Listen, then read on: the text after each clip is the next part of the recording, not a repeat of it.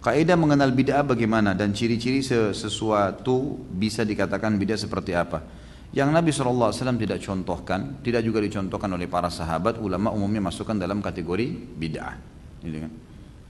Dan ini masuk dalam perilaku-perilaku, perbuatan-perbuatan, perkataan, ini masuk di dalamnya. Ini yang disimpulkan oleh para ulama tentang masalah itu.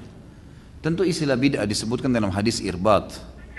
Hadis Nabi SAW yang masyhur, beliau mengatakan, alaikum bisunnati wa sunnatul khulafa rasyidin mahdiyina min ba'di addu 'alaiha bin nawajid. Ini hadis sahih yang ma'ruf, yang hampir semua umat Islam kalau belajar hadis tahu hadis ini. Kata Nabi SAW, berpegang pada sunnahku dan sunnah khulafa rasyidin setelahku, berpegang teguhnya walaupun dengan berpegang teguhlah pada keduanya walaupun dengan gigi geraham kalian. Lalu Nabi SAW berkata, wa iyyakum wa muhdatsatil umur, dan hati-hati dengan muhdatsat. Tahu muhdatsat itu apa?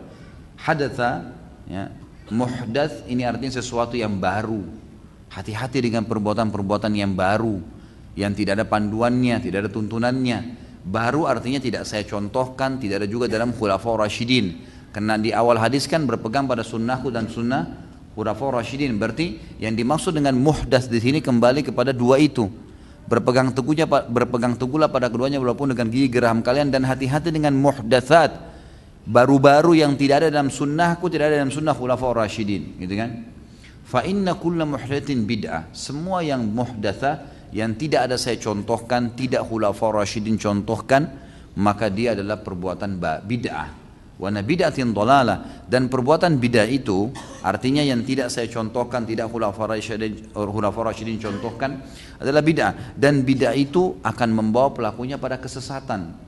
Sesat maksudnya apa? Keliru melangkah karena tidak ada panduan wahyunya, gitu kan? Wa inna dhalalan finnar, dan kesesatan akan membawa pelakunya ke dalam api neraka. Ini sabda Nabi SAW. Beliau menyampaikan masalah itu. Dari sini ulama simpulkan, sunnah sama bid'ah adalah dua hal yang berlawanan. Yang hidupkan sunnah berarti mematikan bid'ah. Yang hidupkan bid'ah berarti matikan sunnah. Karena memang sudah begitu dia, gitu kan? Ini memang penjelasan dari hadis Nabi SAW tadi. Allahu a'lam. Jadi memang seperti itu memahaminya. Makanya teman-teman sekalian cukupkan diri dengan yang ada perintahnya saja. Itu aja jaga sampai mati, masuk surga insya Allah. Udah nggak usah repot-repot. Ini saya bingung betul orang-orang yang terus mau buat-buat, terus ngarang-ngarang dan ngotot mempertahankan. Kenapa saudaraku? Sunnah Nabi banyak, pertahankan komitmen. Tuh zikir pagi sore jaga tuh. Sholat on time di awal waktu jaga tuh. Zikir yang kita dianjurkan untuk baca tiap hari istighfar 100 kali adalah la haula wala quwata illa billah, subhanallah, alhamdulillah, wala ilaha illallah, Allahu akbar. Yang ada sudah dalil-dalil jelas. Kerjakan. Sholat duha yang ada dalil jelasnya, sholat malamnya, komitmen jaga. Apa Anda sudah tiap hari kerjain tuh? Ini masih banyak yang terbengkalai gitu. Jagokan ini, kenapa kok ribut dengan perbuatan bidah ini, saya bingung gitu. Untuk apa gitu? Dan ngotot mempertahankan, enggak apa-apa, subhanallah.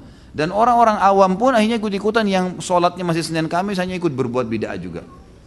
Ini yang wajib-wajib enggak diingatin, yang sunnah-sunnah sudah jelas dan pintarnya enggak disemangatin, malah enggak apa-apa buat ini aja. Loh gimana ini? Gimana ini? Kalau setiap orang bebas buat bid'ah, saya bebas buat bid'ah, semua bapak-bapak sini buat bid'ah, ibu-ibu di belakang sana buat bid'ah, apa yang tertinggal dari sunnah Nabi SAW? Coba apa yang tertinggal? Orang akan tinggalin kan, karena bid'ah lawan sunnah gitu. Maka kerjanya sudah ada perintahnya, kenapa sih? Kenapa suka cengkal nih? Ya. Bersikuku dengan hal-hal yang tidak ada perintah? Sudahlah saudaraku, gitu kan.